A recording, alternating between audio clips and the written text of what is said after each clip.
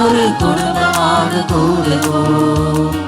வருக வருக அன்பிலே, எழுக எழுக அறிவிலே, ஒன்றி வாழும் உள்ள உணர்விலே ஒன்று கலந்திடவே ஆண்டவரின் இல்லம் தேடி வருகிறோம். ஆனந்தமாய் இறைமனிதம் ஆகிறோம்.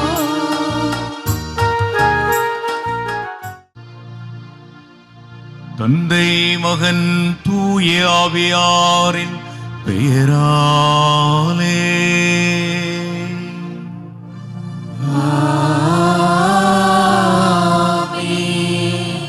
நம் ஆண்டவராகிய இயேசுவின் அருளும் கடவுளின் அன்பும் தூய ஆவியாரின் நட்புறவும் நம் அனைவரோடும் இருப்பதாக. ஆன்மாவோடும் இருப்பதாக. இறை வேண்டலால் இறைவனின் கொடைகளை பெரும் நம்பிக்கையுடன் இறை இல்லம் தேடி வந்துள்ள இறை அன்பர்களையும் மாதா தொலைக்காட்சி வழியாக கல்வாரி பலியில் இணைந்து இறையாசீர் பெற எங்கும் இறைமக்கள் அனைவரையும் முழுகுமுடு புனித மரியன்னை பசிலிக்கா இறைமக்கள் சார்பாக அன்னையின் வழி வாழ்த்துகின்றோம். இன்றைய நாளை நாம் கடவுளின் அழைப்பும் மனிதனின் எதிர்பார்ப்பும் என்ற சிந்தனையில் இறைவார்த்தை வழி சிந்திக்க இருக்கிறோம். யூத சமுதாயத்தால் ஒதுக்கப்பட்ட நிலையில் இருந்த வரி தண்டுவோர், பாவிகள் என்று தாழ்வாக கருதப்பட்ட வகுப்பை சேர்ந்த லேவி என்பவரை இயேசு சீடராக அழைத்து சேர்த்து கொண்டார். மனிதனால் தாழ்வாக கருதப்படுவோரையும் இழிவாக பார்க்கப்படுவோரையும் கடவுளோ இவர்களைத்தான் சிகரத்தில் ஏற்ற நினைக்கிறார். கடவுள் நினைப்பது வேறு, மனிதன் எதிர்பார்ப்பது வேறு. பணம், பதவி, அந்தஸ்து என்று உலக காரியங்களில் மனிதனின் மோகம் உள்ளது. கடவுளின் அழைப்பு அவைகளை துறந்து இறையாட்சி செய்ய, சமூக நலனுக்காக உழைக்க நம்மை தூண்டும். எனவே கடவுளின் அழைப்பு நம்மை மட்டும் மேம்படுத்த அல்ல, நம் குடும்பங்களையும் நம் பங்கையும் நம் நாட்டையும் நம்முடைய வரும் தலைமுறையினருக்காக நாம் பாதுகாக்க கடவுளால் படைக்கப்பட்ட இவ்வுலகினை சீர்படுத்த இறைவன் நம்மை அழைக்கிறார். அவ்வழைப்பை ஏற்று அவர் இறையாட்சி பணியை நாம் ஏற்றெடுக்க இத்திருப்பலியில் இதயம் இணைவோம். கிறிஸ்து இயேசுவில் அன்புக்குரியோரே, அருமையானோரே, வாழ்வில் நிறைவை காண வேண்டும் அல்லது நிறைவோடு வாழ வேண்டும் என்கின்ற ஆவல் நம் எல்லாருக்கும் இயல்பாகவே இருக்கக்கூடிய ஒன்று. நிறைவடைய விரும்பினால் உன்னுடைய உடைமைகளை எல்லாம் விற்று ஏழைகளுக்கு கொடு, அப்போது விண்ணகத்தில் செல்வராயிருப்பாய். பின்பு வந்து என்னை பின் செல் என்று என்ற இயேசுவனுடைய அழகான அந்த ஒரு வார்த்தையால் ஈர்க்கப்பட்டு கவரப்பட்டு தனக்கென இருந்த எல்லா உடைமைகளையும் விற்று ஏழைகளுக்கு கொடுத்து தன்னுடைய சகோதரியை ஒரு துறவு மடத்திலே ஒப்படைத்துவிட்டு இறைவனோடு ஒன்றித்திருப்பதுதான் வாழ்வில் நிறைவு என்கின்ற ஒரு சிந்தனையோடு கிறிஸ்தவ துறவு வாழ்வின் தந்தை என்று அழைக்கப்படுகின்ற புனித வனத்து அந்தோணியார் அல்லது புனித அந்தோணியார் துறவு மடத்து தலைவர் என்று அழைக்கப்படுகிற புனிதரின் நினைவை நம்முடைய தாய் திருச்சபையோடு சேர்ந்து நினைவு கூறுகின்றோம். இறைவனோடு இருப்பதில் நிறைவு கண்ட இந்த புனிதர் வாழ்விலே நிறைவு காண வேண்டும் என்று ஆவல் கொண்டிருக்கும் நம் எல்லாருக்காகவும் பரிந்து பேசுவார் என்கின்ற நம்பிக்கையிலே இந்த வழிபாட்டிலே இணைந்து கடவுளுக்கு நன்றி சொல்லுவோம். அன்பு சகோதர சகோதரிகளை, தூய மறை நிகழ்வுகளை கொண்டாட நம் எல்லாரும் தகுதி பெறும் பொருட்டு நம்முடைய பாவங்களை ஏற்றுக்கொண்டு மனம் வருந்துவோம். எல்லாம் அல்ல இறைவனிடமும் சகோதர சகோதரிகளே, உங்களிடமும் நான் பாவி என்று ஏற்றுக்கொள்கிறேன். ஏனெனில் என் சிந்தனையாலும் சொல்லாலும் செயலாலும் கடமைகள் தவறியதாலும் பாவங்கள் பல செய்தேன். என் பாவமே, என் பாவமே, என் பெரும் பாவமே. ஆகையால் இப்பொழுதும் கன்னியான புனித மரியாதையும் வானதூதர் புனிதர் அனைவரையும் சகோதர சகோதரிகளே உங்களையும் நம் இறைவனாகிய ஆண்டவரிடம் எனக்காக வேண்டிக் கொள்ள மன்றாடுகிறேன். எல்லாம் வல்ல இறைவன் நம் மீது இரக்கம் வைத்து நமது பாவங்களை மன்னித்து முடிவில்லாத நிலை வாழ்வுக்கு அழைத்து செல்லுவாராக. ஆமென்.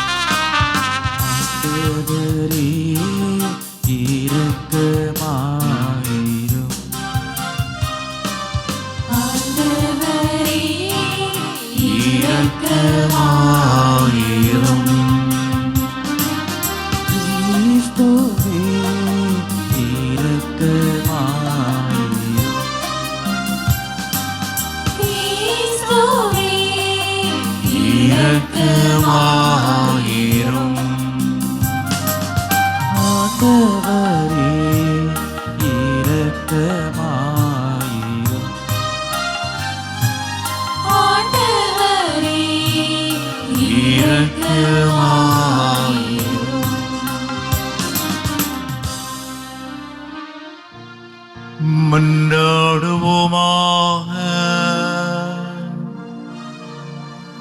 இறைவா, பாலை நிலத்தில் வியத்தகு முறையில் உமக்கு ஊழியம் செய்து வாழ்ந்திட துறவு மடத்து தலைவரான புனித அந்தோணியாருக்கு அருளினீரே. நாங்கள் எங்களை மறுத்து உம்மை அனைத்திற்கும் மேலாக என்று அன்பு செய்திட அவரது பரிந்துரையால் எங்களுக்கு அருள்வீராக. எங்கள் ஆண்டவராகிய கிறிஸ்து வழியாகவே உம்மை மன்றாடுகின்றோம்.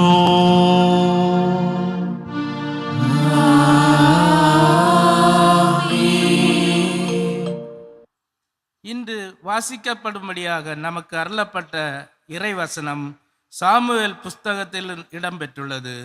சவுல் இஸ்ரேலின் முதல் மன்னராக தேர்ந்தெடுக்கப்பட்டு இவனே என் மக்கள் மீது ஆட்சி புரிவான் என்று சாமுவேல் வழியாக கடவுள் கூறி சவுலை திருப்பொழிவு செய்த நிகழ்வினை இவ்வாசகத்தின் மூலம் அறிவோம். இதோ நான் உனக்கு சொன்ன மனிதன் சவுல், இவனே என் மக்கள் மீது ஆட்சி புரிவான். சாமுவேல் முதல் நூலிலிருந்து வாசகம். அதிகாரம் 9, இறை வார்த்தைகள் 1 முதல் 4, 17 முதல் 19 மற்றும் அதிகாரம் 10 இறை வார்த்தை 1 வரை. அந்நாட்களில் பென்யமின் குலத்தில் கீசு என்ற ஆற்றல் மிகு வீரர் ஒருவர் இருந்தார். அவர் பென்யமினியன் அபியாவுக்கு பிறந்த பெக்கோராத்தின் மகனான செரோரின் மகன் அபியேலுக்கு பிறந்தவர். அவருக்கு சவுல் என்ற ஓர் இளமையும் அழகும் கொண்ட மகன் இருந்தார். இஸ்ரேலின் புதல்வருள் அவரை விட அழகு வாய்ந்தவர் எவரும் இலர். மற்ற அனைவரையும் விட அவர் உயரமானவர். மற்ற அனைவரும் அவர் தோள் உயரமே இருந்தனர். சவுலின் தந்தை கீசின் கழுதைகள் காணாமற் போயின. கீசு தம் மகன் சவுலை அழைத்து, பணியாளன் ஒருவனை உன்னோடு கூட்டிக் கொண்டு கழுதைகளை தேடிப்போ என்றார். அவர் எப்ராவின் மலை நாட்டையும் சாலிசா பகுதியையும் கடந்து சென்றார். அவற்றை காணவில்லை. சாலிம் நாட்டு வழியே சென்றார்.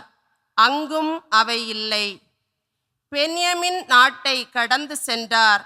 அங்கும் அவை தென்படவில்லை. சாமுவேல் சவுலை கண்டதும் ஆண்டவர் அவரிடம், இதோ நான் உனக்கு சொன்ன மனிதன், இவனே என் மக்கள் மீது ஆட்சி புரிவான் என்றார். சவுல் வாயிலின் நடுவே சாமுவேலை நெருங்கி, திருக்காட்சியாளரின் வீடு எங்கே?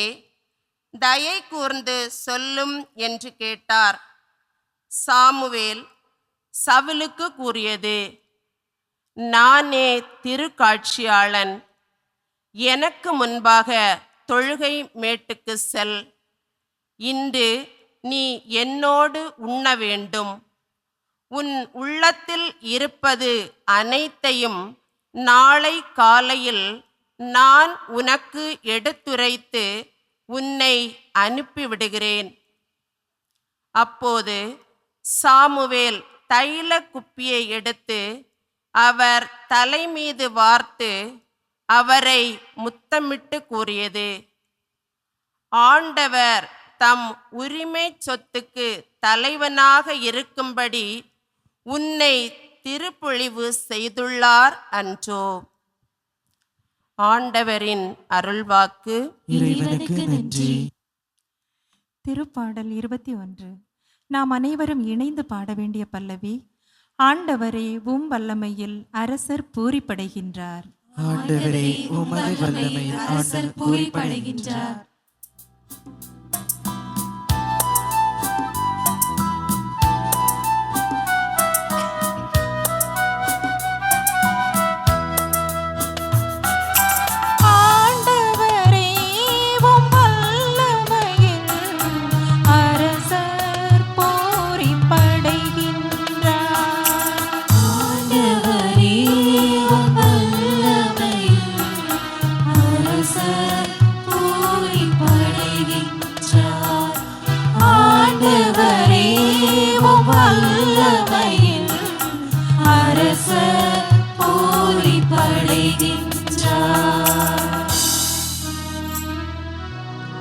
ஆண்டவரே உமது வல்லமையில் அரசர் பூரிப்படைகின்றார்.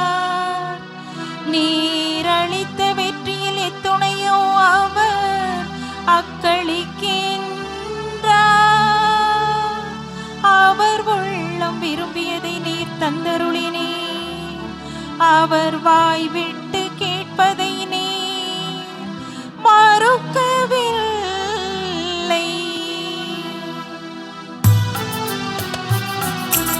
ஆண்டவரே உம் வல்லமையில் அரசர் பூரிப்படைகின்றார். ஆண்டவரே உம் வல்லமையில் அரசர் பூரிப்படைகின்றார்.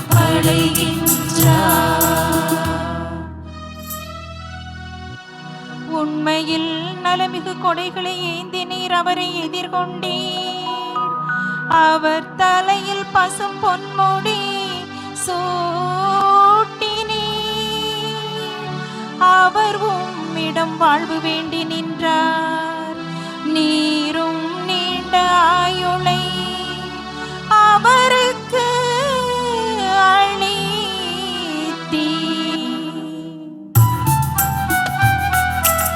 ஆண்டவரே உம் வல்லமையில் அரசர் பூரிப்படைகின்றார். ஆண்டவரே உம் வல்லமையில் அரசர் பூரிப்படைகின்றார்.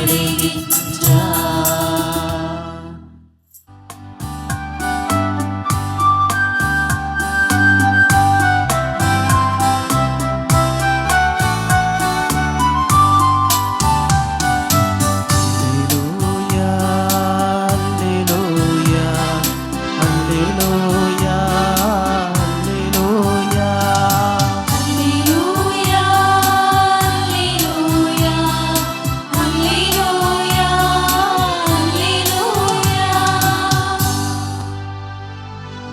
ஏழைகளுக்கு நற்செய்தி அறிவிக்கவும், சிறைப்பட்டோர் விடுதலை அடைவர், பார்வையற்றோர் பார்வை பெறுவர் என முழக்கமிடவும், ஒடுக்கப்பட்டோரை விடுதலை செய்து அனுப்பவும் ஆண்டவர் என்னை அனுப்பியுள்ளார். அல்லேலூயா, அல்லேலூயா, அல்லேலூயா, அல்லேலூயா, அல்லேலூயா.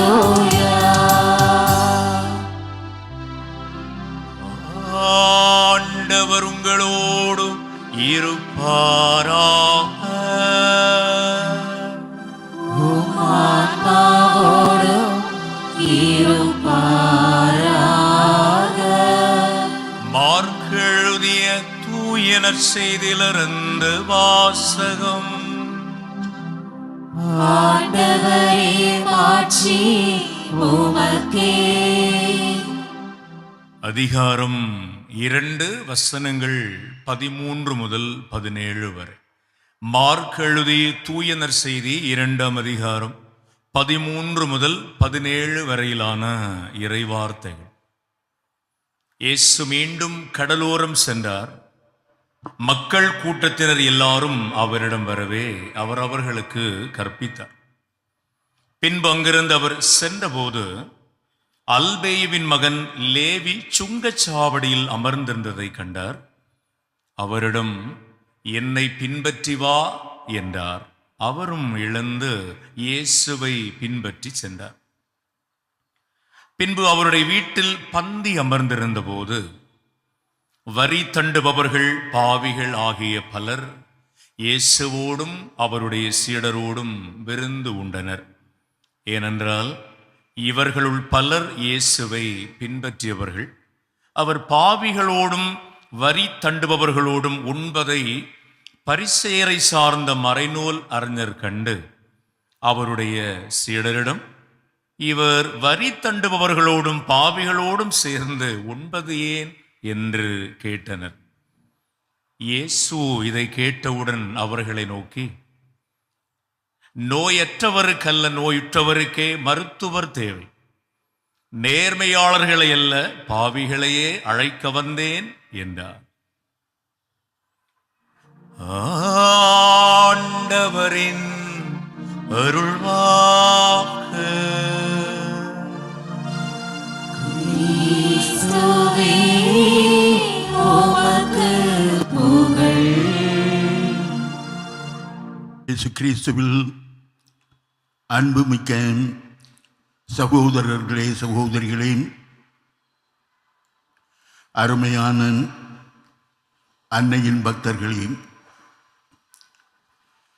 இன்று நாம் வாசிக்க கேட்ட பகுதி லேவியை சுங்கத்துறையில் இருந்து ஆண்டவர் இயேசு அழைத்த அந்த பகுதி.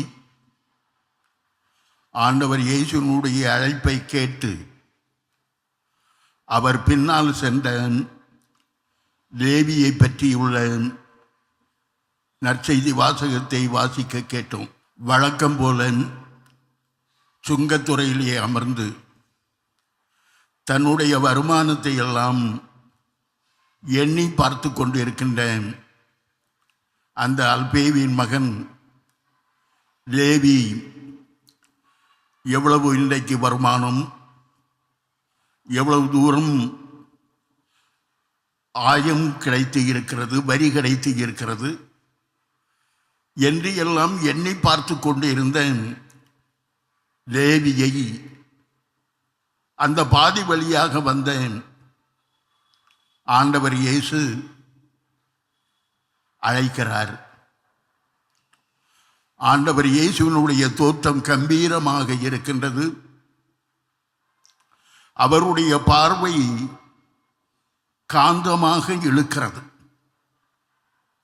அந்த கம்பீரமான மனிதர் இயேசுவை பார்த்த மாத்திரத்தில் அந்த இயேசுவினுடைய காந்த விழிகள் லேவியினுடைய உள்ளத்தின் உள்ளே ஆழமாக ஈட்டி போல பதிந்தது. என் பின்னே வா என்று சொன்னதும் காந்தத்துக்கு பின்னால் இரும்பு தூள்கள் எவ்வாறு ஒட்டிக்கொள்ளுமோ, இழுக்கப்பட்டு ஒட்டிக்கொள்ளுமோ, அதே போல இயேசு என்னும் காந்தத்தை நோக்கி லேவி புறப்பட்டு செல்கிறார். தன்னுடைய பணம் என்ன ஆயிற்று, தன்னுடைய வேலை என்ன ஆயிற்று, தன்னுடைய வருமானம் என்ன ஆயிற்று என்பதை பற்றி எல்லாம் கவலைப்படாமல் இயேசுவை நோக்கி பின் சென்று அவர் செல்லுகிறார். இறையாட்சியிலே சமபந்தி, சமத்துவம், சகோதரத்துவம் என்று இருக்கின்றது. ஒடுக்கப்பட்டோருக்கு உரிமை வாழ்வு வழங்குவதுதான் ஆண்டவர் இயேசுநாதருடைய பணி. இயேசு சொல்லுகின்றார், நோயுற்றவனுக்குத்தான் மருந்து, நோயுற்றவனுக்குத்தான் மருத்துவர் என்று சொல்லுகின்றார். நோயுற்றவர்கள், உடலிலே நோயுற்றவர்கள், காயப்பட்டவர்கள்.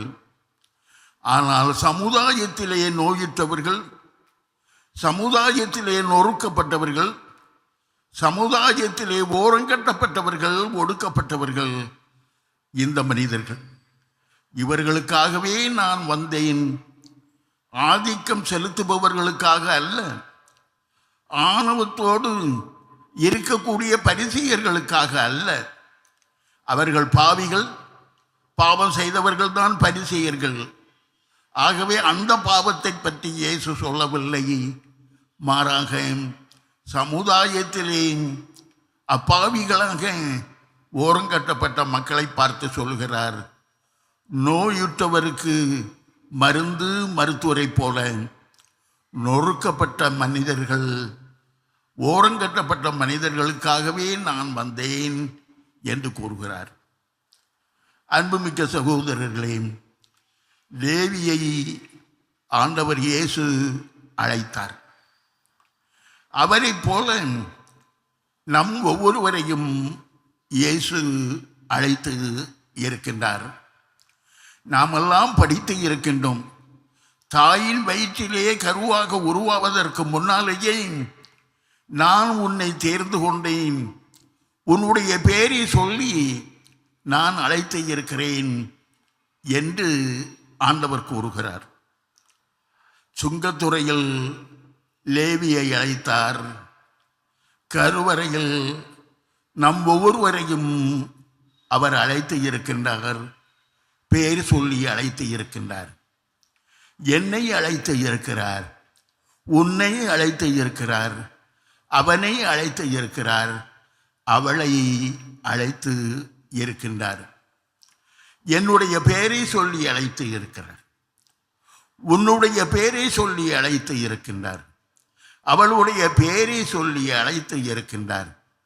இது சாதாரணமாக நாம் கேட்கக்கூடிய பாடம்தான், மறைவுரைதான். ஆனால் எவ்வளவு தூரத்துக்கு நமக்கு இது நம்பிக்கை உணர்வாக இருக்கிறது என்று நாம் சிந்தித்து பார்க்க வேண்டும்.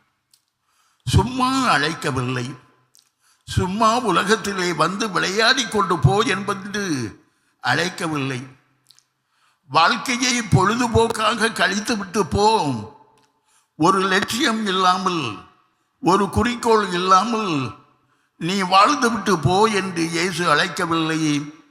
இறையாட்சியை பரப்புவதற்காக, நற்செய்தியை அறிவிப்பதற்காக அவர் நம்மை அழைத்து இருக்கின்றார். லேவியை அழைத்தது போல நம்மை அழைத்து இருக்கின்றார். லேவி இறையாட்சிக்காக பணிபுரிந்தார், தொண்டு ஆற்றினார், அதன் பிறகு இறந்தார். நாம் அதே போல இறையாட்சிக்காக பணிபுரிவதற்காக நாமும் அழைக்கப்பட்டு இருக்கின்றோம். வெறும் அங்கி அணிந்து கொண்டு ஆலயத்திலே நாம் பணியாற்ற வேண்டும் என்பது அல்ல, மாறாக சமத்துவத்துக்காக நாம் பாடுபட வேண்டும், சகோதரத்துவத்துக்காக பாடுபட வேண்டும். இன்றைய செய்தி அதுதான்.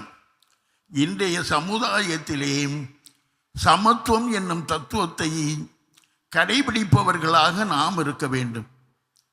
எனக்கு மேல் யாரும் இல்லை, எனக்கு கீழ் என்று யாரும் இல்லை, எனக்கு மேல் ஆதிக்கம் செலுத்துபவர்கள், அதிகாரம் செலுத்துபவர்கள் என்று யாரும் இல்லை.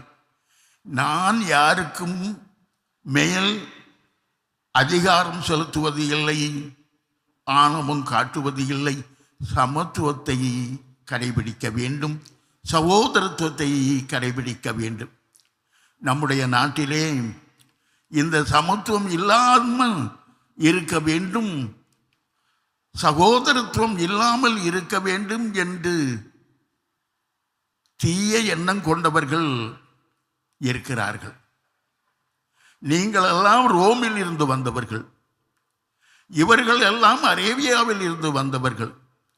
அவர்களும் நாங்களும் சமம் இல்லை, சகோதரர்கள் இல்லை என்று தீய தன்மை உடையவர்கள் இருக்கிறார்கள். அந்த கட்டத்திலே சமத்துவம் என்னும் கொடியை உயர்த்தி பிடிக்க வேண்டும்.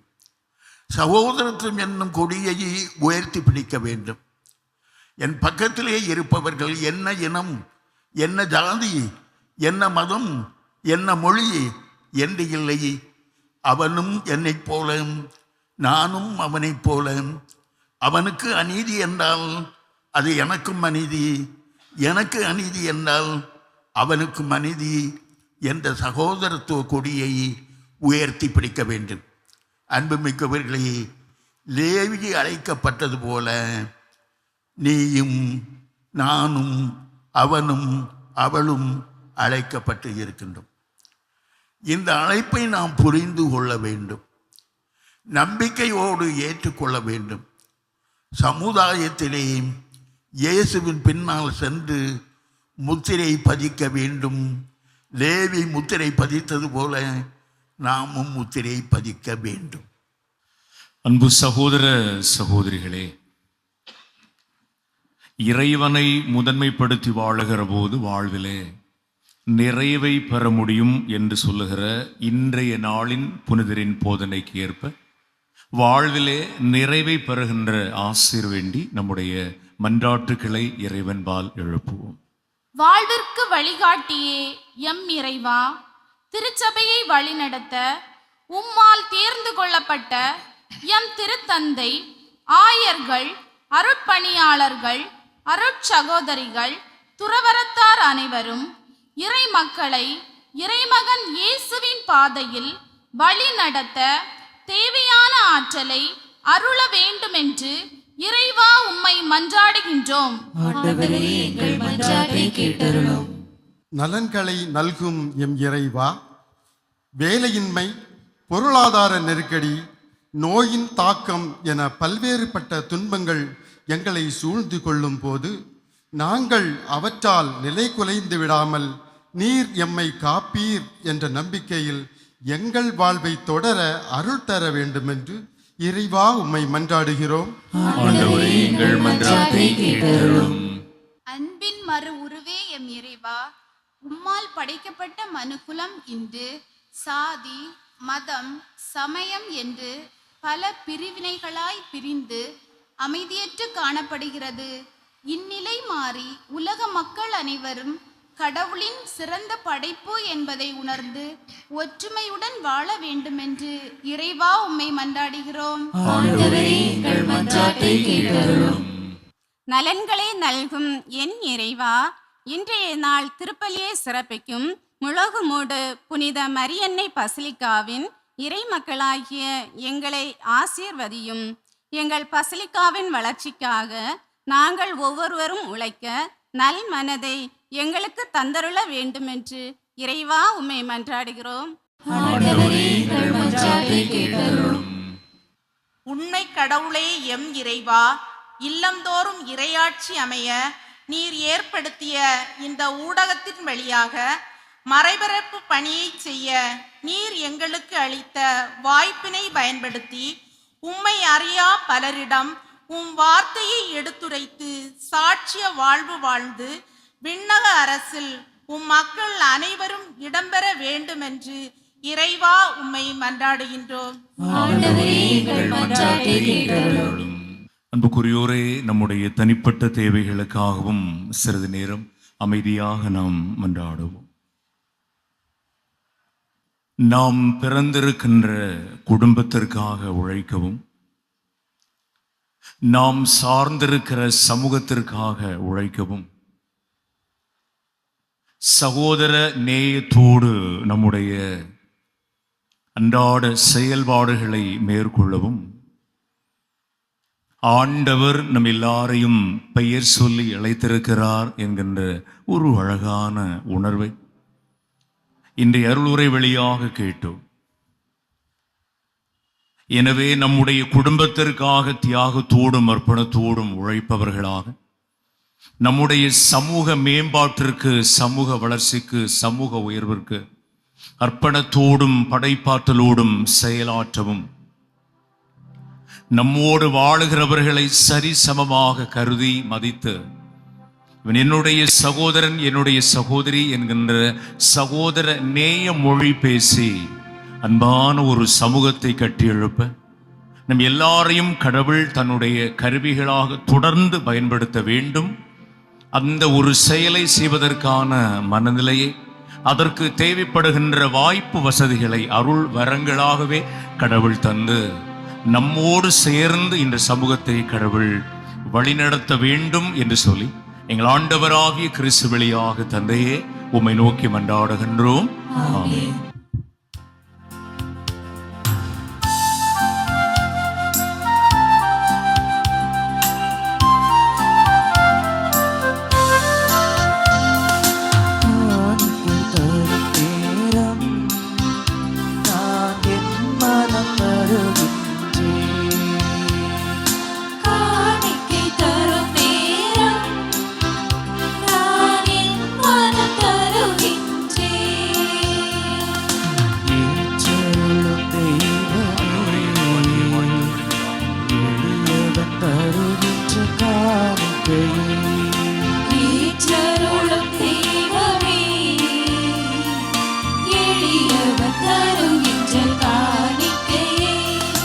காணிக்கை தரும் நேரம் நான் என் மனம் தருகின்றேன். ஆண்டவரே, இறைவா, நீர் வாழ்த்து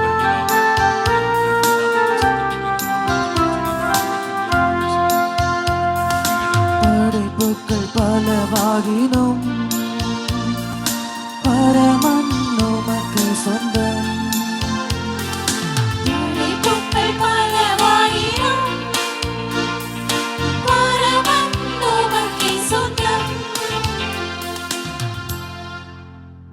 அன்பு சகோதர சகோதரிகளே, உங்களுடையதும் என்னுடையதுமாக நம்ம எல்லாரும் இணைந்து ஒப்பு கொடுக்கிற இந்த கல்வாரி பலி எல்லாம் அல்ல நம் தந்தையாகிய கடவுளுக்கு ஏற்புடையதாகும்படி மன்றாடுங்கள். ஆண்டவர் தமது திருப்பெயரின் புகழ்ச்சிக்காகவும் ஆட்சிக்காகவும் நமது நன்மைக்காகவும் புனித திருஅவையின் அனைத்து நலன்களுக்காகவும் உமது கையிலிருந்து பலியை ஏற்றுக்கொள்வாராக. இறைவா, புனித அந்தோணியாரின் நினைவு கொண்டாட்டத்தில் உமது பீடத்திற்கு நாங்கள் கொண்டு வந்திருக்கின்ற எங்கள் வாழ்வின் காணிக்கைகள் உமக்கு உகந்தனவாய் ஏற்றுக் கொள்ளப்பட உம்மை வேண்டுகின்றோ. அதனால் நாங்கள் உலக பற்றுகளிலிருந்து விடுபட்டு உம்மை மட்டுமே எங்கள் செல்வமாக கொண்டிருக்க செய்வீராக. எங்கள் ஆண்டவராகிய கிறிஸ்து வழியாகவே உம்மை மன்றாடுகின்றோம்.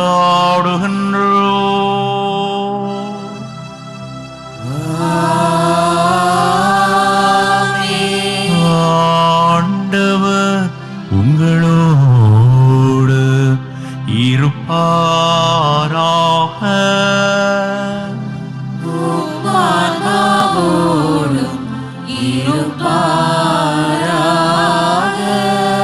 இதயங்களை ஆண்டவரிடம்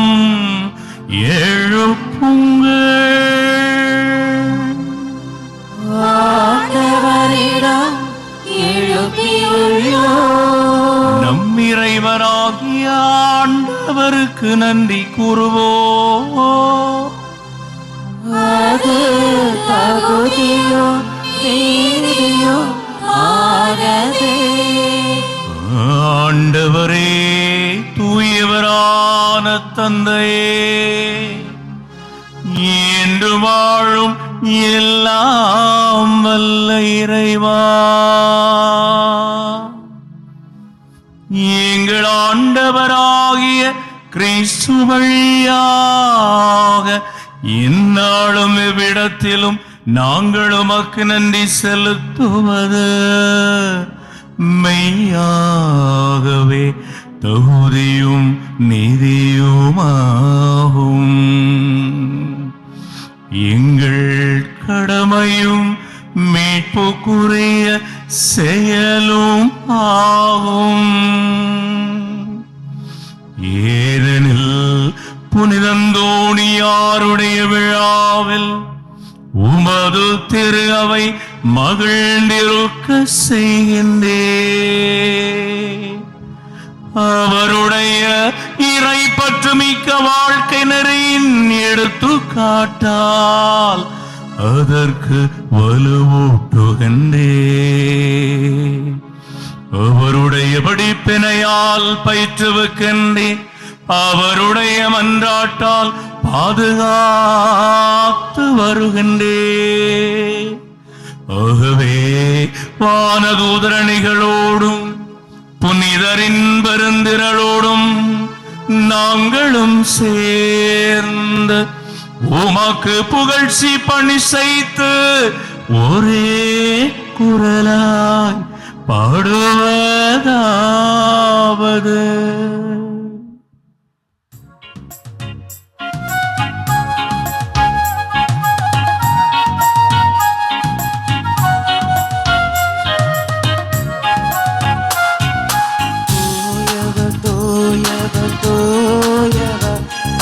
படைகளின் கடவுளம் ஆண்டவர். தூயவர் தூயவர் தூயவர் படைகளின் கடவுளம் ஆண்டவர். விண்ணகமும் மண்ணகமும் உமது மாட்சியால் நிறைந்துள்ளன. உன்னதங்களிலே ஓசன்னா உன்னதங்களிலே ஓசன்னா. ஆண்டவர் பெயரால் வருகிறவர் ஆசீர் பெற்றவர். உன்னதங்களிலே ஓசன்னா உன்னதங்களிலே ஓசன்னா ஓசன்னா ஓசன்னா ஓசன்னா ஓசன்னா. ஆண்டவரே, நீர் மெய்யாகவே தூயவர், தூய்மை அனைத்திற்கும் ஊற்று. ஆகவே உம்முடைய ஆவியை பொழிந்து இந்த காணிக்கைகளை தூய்மைப்படுத்த உம்மை வேண்டுகின்றோம். இவ்வாறு எங்கள் ஆண்டவர் இயேசு கிறிஸ்துவின் உடலும் இரத்தமுமாக எங்களுக்கு இவை மாறுவனவாகும். இயேசு பாடுபட உளம் கனிந்து தம்மை கையளித்த போது அப்பத்தை எடுத்து நன்றி செலுத்தி அதை பிட்டு தம் சீடருக்கு கொடுத்து கூறியதாவது: அனைவரும் இதிலிருந்து பெற்று உண்ணுங்கள், ஏனெனில் இது உங்களுக்காக கையளிக்கப்படும் என் உடல்.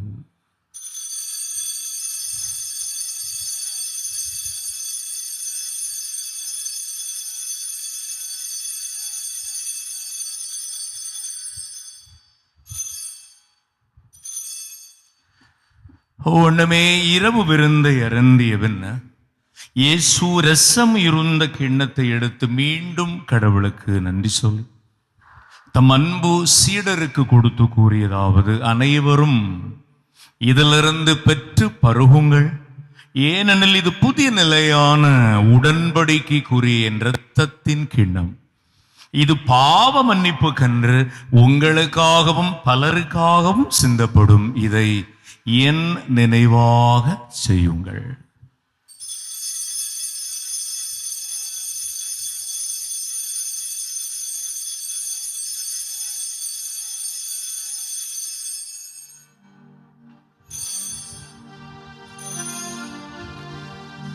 நம்பிக்கையின் மறை பொருள்.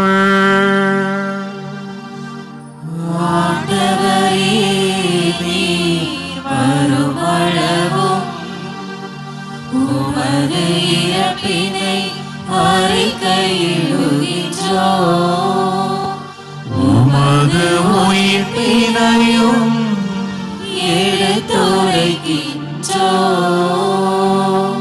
ஆகவே ஆண்டவரே, நாங்கள் கிறிஸ்துவின் இறப்பினையும் உயிர்ப்பினையும் நினைவு கூர்ந்து வாழ்வு தரும் அப்பத்தையும் மீட்பு அளிக்கும் கிண்ணத்தையும் உமக்கு ஒப்புக் கொடுக்கின்றோம். உம் திருமணன்று உமக்கு ஊழியம் புரிய தகுந்தவர்கள் என எங்களை ஏற்றுக்கொண்டீர். எனவே உமக்கு நன்றி செலுத்துகிறோம். மேலும் கிறிஸ்துவின் உடலிலும் இரத்தத்திலும் பங்கு கொள்ளும் எங்களை தூயாவியார் ஒன்று சேர்க்க வேண்டுமென உம்மை தாழ்மையுடன் மன்றாடுகின்றோம். ஆண்டவரே, உலகம் முழுவதும் பரவி வாழுகிற ஒரு திரு அவையை நினைவு கூர்ந்தருளும். எங்கள் திருத்தந்தை லியோ, எங்கள் ஆயர் ஆல்பர்ட், எல்லா திருநிலையினராகிய அனைவரோடும் உமது திரு அவை அன்பில் நிறைவு பெற செய்தருளும். மேலும் உயிர்த்தெழும் எதிர்நோக்கோடு துயில் கொள்ளும் எங்கள் சகோதரர் சகோதரிகளையும் இறந்தோர் அனைவரையும் இரக்கத்துடன் நினைவு கூர்ந்து உமது திருமுக ஒளியினுள் ஏற்றுக்கொள்ளும். எங்கள் அனைவர் மீதும் இரக்கமாயிரும். கடவுளின் கன்னித்தாயான புனித மரியா, அவருடைய கணவரான புனித யோசேப்பு, புனித திருத்தூதர்கள், இந்த உலகிலே உமக்கு உகந்தவர்களாய் வாழ்ந்த புனிதர்களோடு நாங்கள் எல்லாரும் நிலை வாழ்வில் பங்கு கொள்ளும் தகுதி பெற்று உம் திருமகன் இயேசு கிறிஸ்து வழியாகவே உம்மை புகழ்ந்தேத்தும் வரமருள உம்மை மன்றாடுகின்றோம்.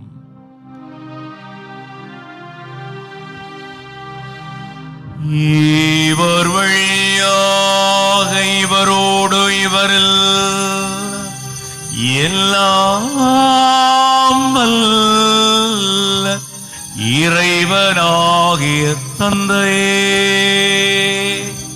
தூய ஆவியாரின் ஒன்றிப்பில் எல்லா புகழும் ஆட்சியும் என்றென்றும் உமக்கு உரியதே.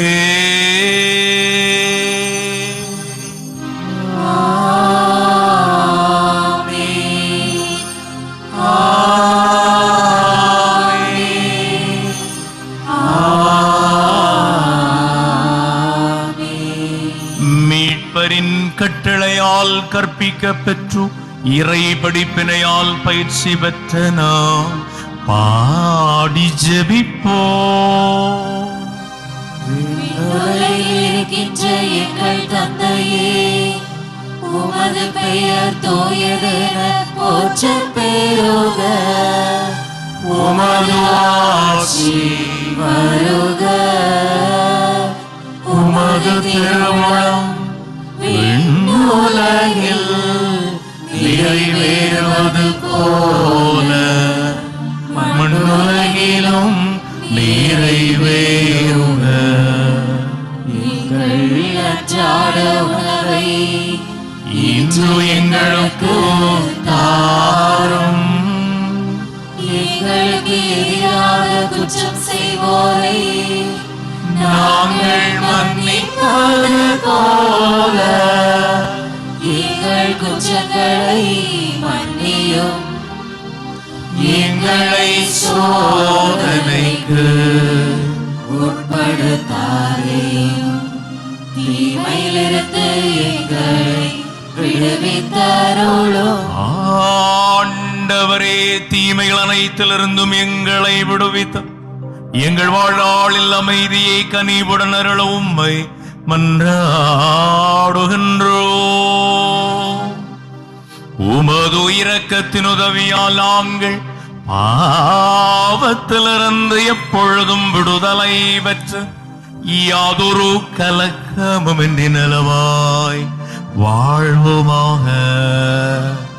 நாங்கள் எதிர்நோக்கி இருக்கும் பேரின்பத்துக்காகவும் எமீட்பராகிய இயேசு ஆண்டவரின் வருகைக்காகவும் காத்திருக்கின்றோம். ஆட்சியும் வல்லமையும் மாட்சியும் என்றென்றும் உமதே.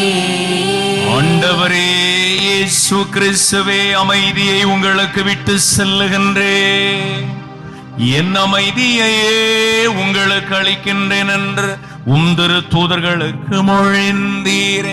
எங்கள் பாவங்களை பராமலும் உமது திரு அவையின் நம்பிக்கையை கண்ணோக்கி உமது திருவிழத்திற்கு ஏற்ப எமக்கு அமைதியும் ஒற்றுமையும் அளித்தருள்வீராக.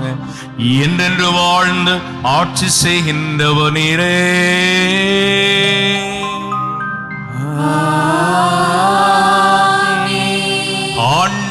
இயேசுவின் அமைதி நம் அனைவரோடும் என்றும் இருப்பதாக.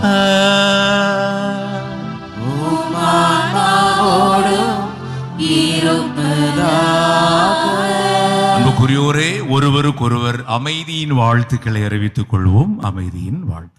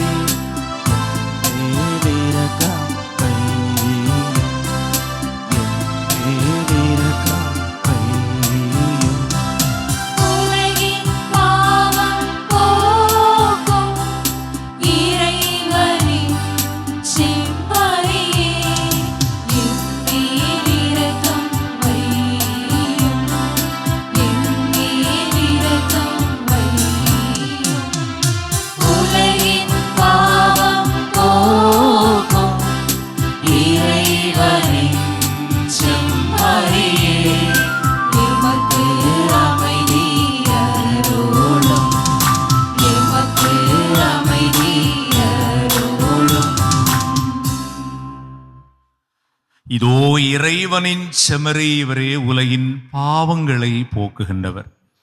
செம்மறியின் விருந்திற்கு அன்பாய் அழைப்பு பெறும் நாம் அனைவரும் பேறு பெற்றோர்.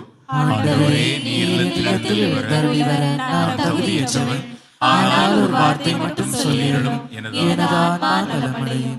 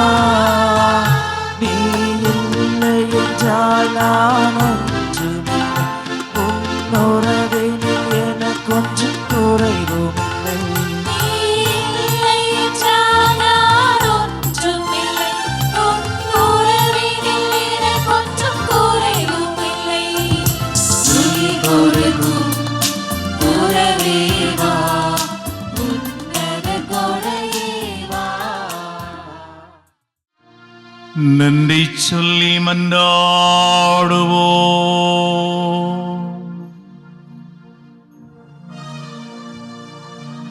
இறைவா, புனித அந்தோணியார் இருளின் ஆற்றல்களை எதிர்த்து போராடி சீரிய வெற்றி பெற அருள் புரிந்தீரே. நலம் தரும் உமது அருளடையாளத்தால் ஊட்டம் பெற்ற நாங்கள் பகைவனின் அனைத்து சூழ்ச்சிகளையும் என்றும் எங்கும் எப்பொழுதும் மேற்கொள்ள அருள்வீராக. நீங்கள் ஆண்டவராகிய கிறிஸ்து வழியாகவே உம்மை மன்றாடுகின்றோம்.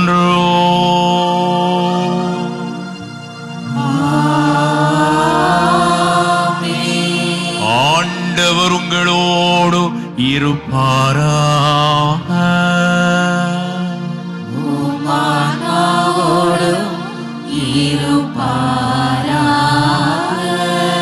எல்லாம் வல்ல எங்கும் நிறைந்த நம் அன்பு இறைவன் தந்தை, மகன், தூய ஆவியார் நம் அனைவருக்கும் ஆசி வழங்குவாராக.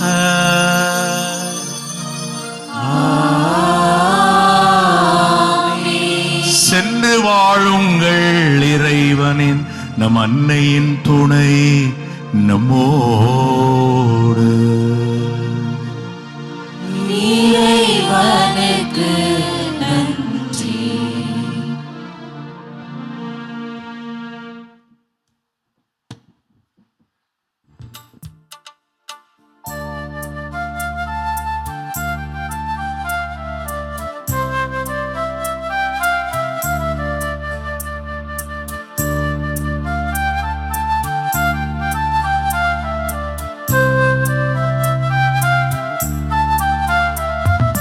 ஆரோக்கிய தாயே அம்மா அம்மா வந்து அருள்வதும் நாடி வந்தேன்.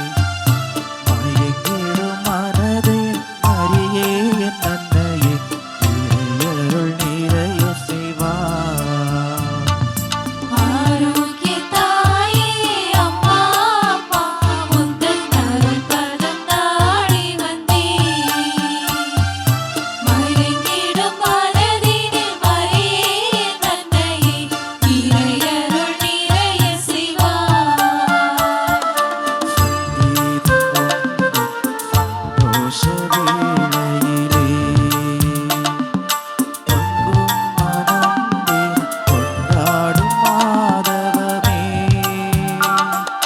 சங்கீதம் பொங்கும் சந்தோஷ வேளையிலே